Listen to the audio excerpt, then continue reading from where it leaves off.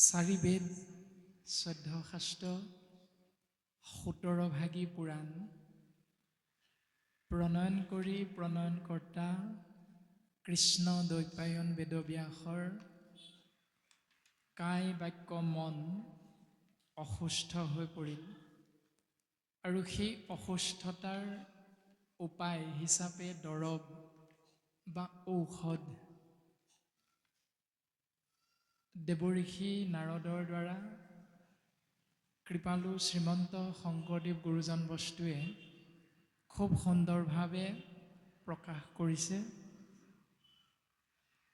হে ব্যাস, তোমাৰ অসুস্থতাৰ মূল কাৰণ আমি তোমাক কওঁ শুনা। প্ৰথম স্কন্ধ ব্যাস নাৰদ সংবাদ। হে ব্যাস, 33 কোটি দেৱ দেৱতাৰ চৰণ চিন্তা কৰা, সেৱা পূজা কৰা, এই নিয়মটোক জগতৰ মংগলৰ অৰ্থে পোনপটীয়াকৈ প্ৰকাশ কৰিলা, নকৈলা প্ৰখ্যাত কৰি কৃষ্ণ কীৰ্তনক। তুমি কৃষ্ণ নাম পোনপটীয়াকৈ প্ৰকাশ কৰা হ'লে জীৱ জগতৰ পৰম মংগল সাধন হ'লহেঁতেন। তুমি ইয়াকে নকৰি তাৰ বিপৰীত নিয়মটো জগতৰ মংগলৰ অৰ্থে প্ৰকাশ কৰিলা। তোমাৰ অসুস্থতাৰ মূল কাৰণটো হ'ল এইটোৱে ব্যাস।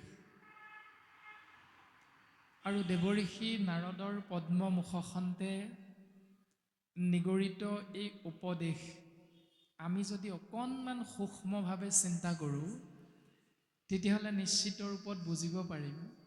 ত্ৰিকালদৰ্শী ঋষি, বেদজ্ঞ, শাস্ত্ৰজ্ঞ, পণ্ডিত কৃষ্ণ দ্বৈপায়ন বেদব্যাসে কৃষ্ণ নামটো পোনে পোনে শাস্ত্ৰত লিখি নিদি আওপকীয়াকৈ কৃষ্ণ নামটো লিখি দিয়াৰ বাবেই তেওঁৰ অসুস্থতাটো আহি পৰিল। যদি ইমান ত্ৰিকালদৰ্শী বেদজ্ঞ শাস্ত্ৰজ্ঞ পণ্ডিতজনেও কৃষ্ণ নামটো আওপকীয়াকৈ লিখাৰ বাবে তেওঁ অসুস্থ হৈ পৰে, তেতিয়াহ'লে আমি কৃষ্ণ নামটো আওপকীয়াকৈ যদি আশ্ৰয় কৰি থাকোঁ মংগল হ'ব বুলি, তেতিয়াহ'লে আমাৰ কিমান অপৰাধ হৈ যাব পাৰে সেইটো আমি ভাগৱতৰ প্ৰথম স্কন্ধৰ ব্যাস নাৰদ সংবাদৰ পদতেই আমি অনুধাৱন কৰিবলৈ শিকাটো জ্ঞানী মনুষ্যৰ এহি মানে কৰ্ম। শিক্ষিত এজন মনুষ্য হিচাপে আমাৰ প্ৰথম চিন্তা, প্ৰথম কৰ্তব্য, প্ৰথম কৰ্ম এইটোৱেই। আৰু তাৰ পৰা পৰিত্ৰাণৰ উপায় হিচাপে দেৱঋষি নাৰদে ভক্তি নকৰা পৰ্যন্ত ভগৱন্তক আমি হৃদয়ৰ মাজত দৰ্শন নাপাওঁ। আৰু ভক্তি হ'ল যদ্যপি ভগৱতী নৱবিধ মাধৱৰ শ্ৰৱণ কীৰ্তন আতি মহাশ্ৰেষ্ঠতৰ। যদিওবা ভক্তি 9টা প্ৰকাৰ গুৰুজনাই দিলে, শ্ৰৱণ, কীৰ্তন, স্মৰণ, অৰ্চন, বন্দন, পদক্ষেপন, দাস্য, পবিত্ৰ, আত্মনিবেদন। কিন্তু এই 9 চাবোনৰ ভিতৰত দুডোখৰ চাবোন গুৰুজনাই উত্তম বুলি ক'লে, এই চাবোন দুভাগেৰ নাম হ'ল শ্ৰৱণ আৰু কীৰ্তন। আমি যিধৰণে বাহিৰটো, শৰীৰৰ বাহিৰটো আমি শুদ্ধ চাফ চিকুণ কৰিবৰ বাবে চাবোন আৰু চেম্পু ব্যৱহাৰ কৰোঁ, তদনুৰূপ গুৰুজনাই অন্তৰাত্মা শুদ্ধিৰ বাবেও দুডোখৰ চাবোন দি থৈ গ'ল। সেই চাবোন দুডোখৰৰ নাম হ'ল শ্ৰৱণ আৰু কীৰ্তন। পাৰোঁ তেতিয়াহ'লে এটা ফল লাভ কৰিম, ফলটোৰ নাম হ'ল প্ৰেম যোগ আনন্দ সমান প্ৰেমানন্দ। যদি হৰণ প্ৰক্ৰিয়াৰে ভক্তি ৰাজ্যত প্ৰৱেশ নকৰোঁ তেতিয়াহ'লে এৱা ঘটৰ যেন জল। এৱা ঘটটোত যেনেকৈ পানী বা গাখীৰ যিয়ে ভৰাই নিদিয়ক কিয় সি কেতিয়াও ধৰি ৰাখিব নোৱাৰে, তদনুৰূপ শৰণ গ্ৰহণ নকৰাকৈ শ্ৰৱণ কীৰ্তন মহাভক্তি আশ্ৰয় কৰিবলৈ গ'লে শাস্ত্ৰসন্মতে তেওঁৰ ভক্তি পূৰ্ণাংগ ৰূপ নাপায়। সেইকাৰণে গুৰুজনাৰ ভক্তিৰ পঢ়াশালীখনত প্ৰৱেশ কৰোঁতে শৰণ অতিকে গুৰুত্বপূৰ্ণ বস্তু। কিন্তু গুৰুজনাই সকলোকে সহজ কৰি দিছে। যে সেই শৰণ কোনে ল'ব পাৰিব, সেই ভক্তি কৰাত কাৰ কাৰ অধিকাৰ আছে। দ্বিতীয় স্কন্ধৰ পদভক্তি লাভ কৰি সুখেৰে বৈকুণ্ঠত স্থান লাভ কৰিব পাৰে। জাতি ধৰ্ম বৰ্ণ ভাষা নিৰ্বিশেষে শিক্ষিত অশিক্ষিত ধনী দুখীয়া উচ্চ নীচ আবাল বৃদ্ধ বনিতা সমস্ত জনাই শৰণ প্ৰক্ৰিয়াৰে ভক্তি ৰাজ্যত প্ৰৱেশ কৰাৰ সুবিধা কৃপালু শ্ৰীমন্ত শংকৰদেৱ গুৰুজনাই দি থৈ গৈছে। স্ত্ৰী বাল্য বৃদ্ধ সমস্তৰে অধিকাৰ দ্বিতীয় স্কন্ধৰ পদত প্ৰকাশ কৰিছে যে ভক্তি লাভ কৰিবৰ বাবে স্ত্ৰী হ'লেও শিশু হ'লেও বৃদ্ধ হ'লেও সমস্তৰে অধিকাৰ ভাগৱতে প্ৰদান কৰিছে।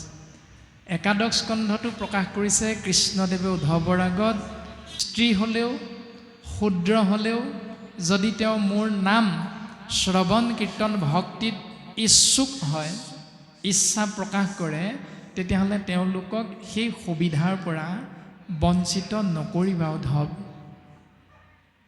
ইমান সুন্দৰকৈ গুৰুজন বস্তুৱে সমস্তৰ বাবে ভক্তিৰ দুৱাৰ মুকলি কৰি থৈ গৈছে শৰণ প্ৰক্ৰিয়াৰে। আৰু তাৰ পাছত আমি কলিযুগৰ শিক্ষিত জ্ঞানী মনুষ্য হিচাপে শৰণ কিমান বছৰত ল'ম, শৰণ কেতিয়া ল'ব লাগে আদি বিষয়ক প্ৰশ্নবিলাক আমাৰ মনলৈ নহাটোৱে হ'ল শাস্ত্ৰৰ মূল দৰ্শন। তোমাৰ 10 বছৰ হৈছে, 12 বছৰ হৈছে, 15 বছৰ হৈছে, 20 বছৰ হৈছে, কোনো কথা নাই। তুমি ইচ্ছা কৰিলে শৰণ তুমি গ্ৰহণ কৰিব পাৰা। প্ৰমাণ হিচাপে ধ্ৰুৱৰ কথাটো আহি পৰিছে, প্ৰমাণ হিচাপে প্ৰহ্লাদৰ কথাটো আহি পৰিছে যে মাতৃৰ গৰ্ভতেই প্ৰহ্লাদে ৰাম নাম কৃষ্ণ নাম হৰি নাম বিষ্ণু নাম লাভ কৰিছে, অৰ্থাৎ শৰণ গ্ৰহণ কৰিছে। গতিকে আমিও শৰণ গ্ৰহণ কৰিবৰ বাবে 40 বছৰ হোৱাই নাই, 50 বছৰ হোৱাই নাই আদি যিবিলাক ভাৱনা আমাৰ মনৰ মাজত আহি থাকে, সেই ভাৱনাবিলাকক আমি ত্যাগ কৰি ভাগৱতৰ মূল তত্ত্ব দৰ্শন আশ্ৰয় কৰাটোৱে হ'ল জ্ঞানী মনুষ্যৰ এহিমানে কৰ্ম।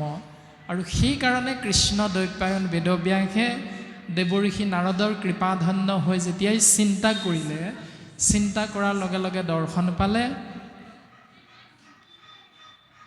যে কৃষ্ণৰ মূৰ্তিক পাছে কৰিলন্ত ধ্যান হৃদয়তে কৃষ্ণক দেখিলা বিদ্যমান। আৰু দেখা পোৱাৰ লগে লগে ইয়াক দেখিলে আৰু সোঁফালে ভক্তিক দেখা পালে। গুৰুজনাই এই পদজোকাৰ জৰিয়তে আমি অসমীয়া জাতিৰ সাজ পোছাকৰ এটা সুন্দৰ দৰ্শন দি থৈ গ'ল। যিহেতু শৰীৰ তত্ত্বৰ বাওঁফালে মায়া থাকে, সেইকাৰণে ভকতসকলে চেলেং চাদৰখন অৰ্থাৎ দয়াৰ কাপোৰ ভাগি শৰীৰটোত আবৃত কৰোঁতে বাওঁফালটো ঢাকি ৰাখে, অৰ্থাৎ মায়াক দমন কৰাৰ এক দৰ্শন হ'ল বাওঁফালটো ঢাকি ৰখা। আৰু আইসকলো চাদৰখন সোঁফালৰ পৰা বাওঁফালে চিতা মাৰি শৰীৰটোত লজ্জা নিবাৰণৰ ব্যৱস্থাটো পালন কৰে। এইটো হ'ল ব্যাসদেৱৰ দ্বাৰা প্ৰকাশিত হিন্দু ধৰ্মৰ, বিশেষকৈ অসমীয়া সমাজখনত গুৰুজন বস্তুৱে সাজ সজ্জাৰ এটা বিশেষ দৰ্শন প্ৰকাশ কৰি গৈছে। আৰু যেতিয়া বৰতালযোৰ বজাই নামাচাৰ্যজনে নাম লয়, সোঁৱে বাৱে বহি যেতিয়া ভকতসকলে সহযোগিতা আগবঢ়ায়, তেতিয়া সেই ভকতসকলৰ মাজত যিমান বাওঁ হাতেৰে চাপৰি বজোৱা ভকতজন থাকিলেও নাম প্ৰসংগত কিন্তু তেওঁ কোনোদিন বাওঁ হাতেৰে চাপৰি নবজায়, কেৱল সোঁ হাতেৰেই চাপৰি বজায়। এয়া শাস্ত্ৰসন্মত দৰ্শন, অৰ্থাৎ মায়াক দমন কৰিব লাগে ভক্তি মাতৃৰ জৰিয়তে। এই দৰ্শনটো শাস্ত্ৰই প্ৰকাশ কৰিছে। বাওঁফালে মায়া, সোঁফালে ভক্তি। আৰু দেখা পায় ব্যাস ঋষিৰ শৰীৰটো ৰোমাঞ্চিত হৈ গৈছে। বাওঁফালে মায়া, মায়াৰ কৰ্ম হ'ল জীৱক বান্ধি পেলোৱা এই সংসাৰৰ মাজত, আৰু ভক্তিক আশ্ৰয় কৰিলে ভক্তিৰ কৰ্ম হ'ল মায়াৰ বন্ধন চিন্দি জীৱক মুকলি কৰি ৰখা। আৰু দুয়োৰে মাজত আছে সৃষ্টি স্থিতি প্ৰলয়ৰ গৰাকী সৰ্বশক্তিমান ঈশ তত্ত্ব কৃষ্ণস্তু ভগৱান স্বয়ং। আৰু লগে লগে ব্যাসে নাৰদৰ উপদেশ মৰ্মে সেইটো মানে কাৰণ বন্ধনৰ পৰা মুকলি হৈ থাকিব পৰা কাৰণটো বুজি পায়, বন্ধৰ মুখৰ সেতু দেখি ব্যাসৰিষি ভাগৱত শাস্ত্ৰ পাছে কৰিলা হৰিষি। তো বুজিব পাৰি ব্যাসদেৱে 18 নম্বৰ ভাগী মহাপুৰাণ ভাগৱত শাস্ত্ৰ প্ৰণয়ন কৰিছে আৰু তাকেই সংসাৰিক কৰি কৃপা প্ৰচাৰিলা শুকে।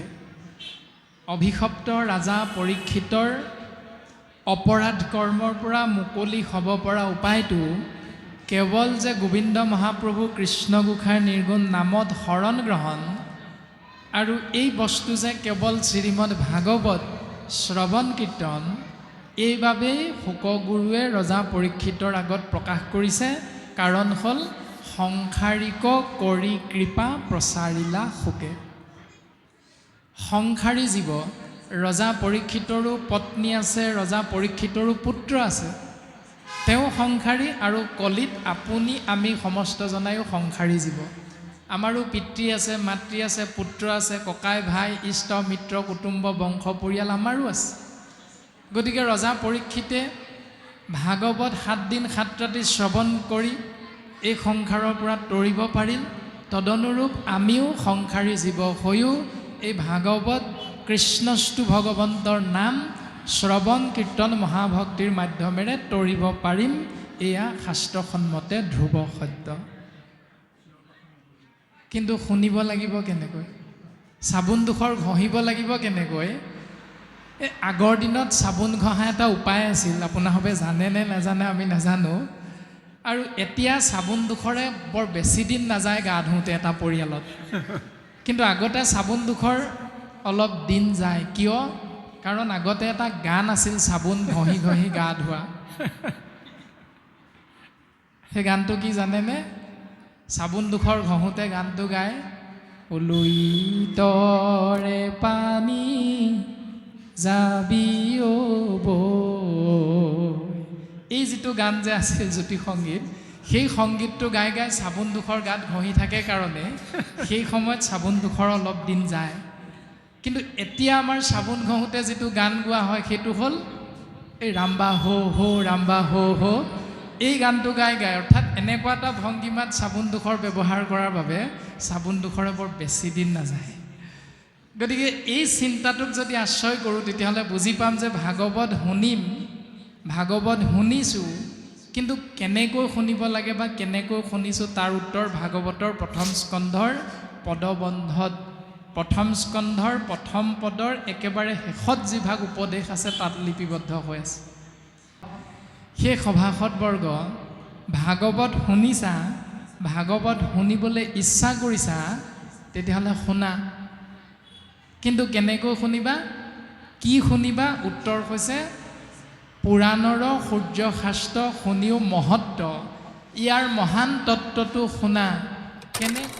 হৰণীয়া হৈ যিজনে ভাগৱত কথা শুনিব পৰম পদৰ গৰাকী হ'ব পাৰে। পৰম পদকেইটা কি কি? শালুক্য, সাজুৰ্য, সাৰূপ্য, সামীপ্য, মোক্ষ বা নিৰ্বাণ। এই 5টা পদৰ গৰাকীতে অনায়াসে হ'ব পাৰে যদি শৰণীয়া হৈ কৃষ্ণ কথা আমি শ্ৰৱণ কৰোঁ, কীৰ্তন কৰোঁ। দ্বিতীয়তে ক'লে পাৱৈ পৰম পদ সুখে নিস্তৰৈ মায়াৰ। দ্বিতীয় পদটোৰ নাম হ'ল আত্যান্তিক সুখ। তৃতীয় পদটোৰ নাম হ'ল মায়াৰ পৰা পৰিত্ৰাণ পাব পাৰিম। এতিয়া এই তিনিওটা পৰম পদ আপোনাক আমাক প্ৰয়োজন হয় নে নহয়, এইটো প্ৰত্যেকজন কলিৰ মলমতী মনুষ্য আমাৰ নিজৰ নিজৰ ভাৱনাৰ ওপৰত নিৰ্ভৰ কৰিব। আমাক যদি লাগে বুলি ভাবোঁ তেতিয়াহ'লে তেনেকৈ আমি জীৱন আগবঢ়াব লাগিব। যদি আমি ভাবোঁ যে 4দিনীয়া অনুষ্ঠান এভাগ পাতিছে, এপাক সেৱা কৰি থৈ আহোঁ, সেইটো ব্যক্তিজনৰ নিজৰ কথা। গতিকে আমাৰ ভাৱনাৰ ওপৰত নিৰ্ভৰ কৰিব। গুৰুজনাই সুন্দৰভাৱে আমাক ভাগৱতৰ পদবন্ধে, ছবিচন্দে, লেচাৰী, দুলৰী, জোনা আদি সমস্তৰ মাধ্যমেৰে এই সুন্দৰ সুন্দৰ উপদেশেৰে আমাৰ জীৱন ধন্য কৰাৰ সুবিধাকণ গুৰুজনাই দি থৈ গৈছে। আৰু মাধৱ গুৰুজনাই নামঘোষা শাস্ত্ৰত একেবাৰে সহজভাৱে কৈ থৈ, যিজনে কৃষ্ণ কথা বিচাৰিছিল, ভাবিছিল, মনেৰে আৰু সুবিধাকণ পাই গ'ল সময়ত। কোনোবাই ভাবি আছিল বহুদিন ভাগৱত শুনিবলৈ পোৱা নাই, তেনেকুৱাতে কেইজনমান আজিৰ এই পবিত্ৰ বৰনামঘৰৰ সমাজৰ কেইজনমান বাপ আয়ে চিন্তা কৰিলে, হেৰা 2-3 দিনমান নামঘৰত নহ'লে ভাগৱতকে চৰ্চা কৰা হওক। এই বুলি ভাবিলে, ভবাৰ লগে লগে বাকীসকলেও সহায়ৰ হাত আগবঢ়ালে, উপদেশ দিলে, কায়িক মানসিকভাৱে হ'লেও সহায়ৰ হাত আগবঢ়ালে।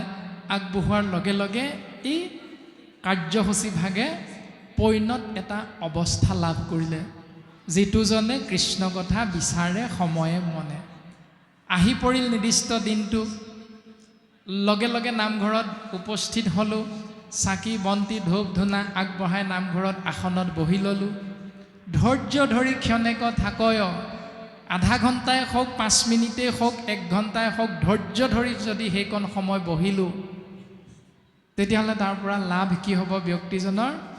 যত তীৰ্থ স্নান দান, এই 5 মিনিট সময় ভকতৰ সংগত ভাগৱত কৃষ্ণ কথা শুনাৰ আগত যত তীৰ্থ স্নান দান, যিমান তীৰ্থক্ষেত্ৰ ভ্ৰমণ কৰি পুণ্যৰ গৰাকী হৈ আছিলোঁ, স্নান কৰি দান দক্ষিণাৰ মাধ্যমেৰে যিমান পুণ্যৰ গৰাকী হৈ আছিলোঁ, তাৰ পাছত দেৱ পিতৃ যজ্ঞ যাগ, দেৱতাৰ সেৱা কৰি পিতৃৰ শ্ৰাদ্ধ পিণ্ড কৰ্ম ছমহীয়া বছৰেকীয়া কৰি যি পুণ্য অৰ্জন কৰিছিলোঁ, পুত্ৰ হিচাপে, মাতৃ হিচাপে, পত্নী হিচাপে, যত তীৰ্থ স্নান দান দেৱ পিতৃ যজ্ঞ যাগ যোগাদিৰো ফলক পাৱয়। কোনখিনি সময়ত? আজিৰ দৰে ভকতৰ সংগত 5 মিনিটমান সময় যদি ধৈৰ্য ধৰি কৃষ্ণ কথা একান্ত মনে শুনো, তেতিয়াহ'লে ইয়াৰ আগত যিমান পুণ্যৰ গৰাকী হৈছিলোঁ সেই কৰ্ম মাৰ্গ আৰু জ্ঞান মাৰ্গৰ মাধ্যমেৰে,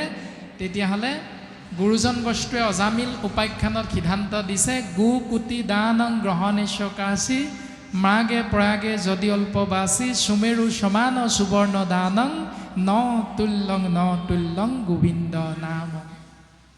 গো কোটি দানং, 1 কোটি গৰু যদি ব্ৰাহ্মণক দেও দান, ব্ৰাহ্মণক দান দিলোঁ, যিমান পুণ্যৰ গৰাকী হ'লোঁ। সূৰ্যগ্ৰহণ চন্দ্ৰগ্ৰহণৰ সময়ত যদি কাশী গংগা গয়া প্ৰয়াগ বৃন্দাবন মথুৰা এই তীৰ্থক্ষেত্ৰবিলাক ভ্ৰমণ কৰি সেই 15 দিনত যিমান পুণ্যৰ গৰাকী হ'লোঁ, সুমেৰু সমান সুবৰ্ণ দানং, সুমেৰু পৰ্বতটোৰ সমান সোণ দুখীয়া দৰিদ্ৰক দান দি যিমান পুণ্যৰ গৰাকী হ'লোঁ, ন তুল্যং তুলনা নহয়, ন তুল্যং তুলনা নহয় গোবিন্দ নাম। এবাৰ কৃষ্ণ বুলি তুমি যদি কায় বাক্য মনে ভাবিব পাৰা, তেতিয়াহ'লে সেই কৃষ্ণৰ নামৰ ৰেণুকণৰ সমানো সেই পুণ্য হ'ব নোৱাৰে। ইমান মহান কৃষ্ণস্তু ভগৱন্তৰ নাম শ্ৰীমদ ভাগৱত দৰ্শন। এতিয়া আশ্ৰয় কৰিম নকৰিম সেইটো আপোনাৰ আমাৰ প্ৰত্যেকৰে নিজৰ নিজৰ বস্তু, ভাৱনাটো প্ৰত্যেকৰে নিজৰ। গতিকে আমি প্ৰত্যেকেই সেই ভাৱনা শাস্ত্ৰসন্মতে যদি আশ্ৰয় কৰোঁ, নিশ্চিত ৰূপত আমাৰ সৰ্বতো প্ৰকাৰে মংগল সাধন হ'ব।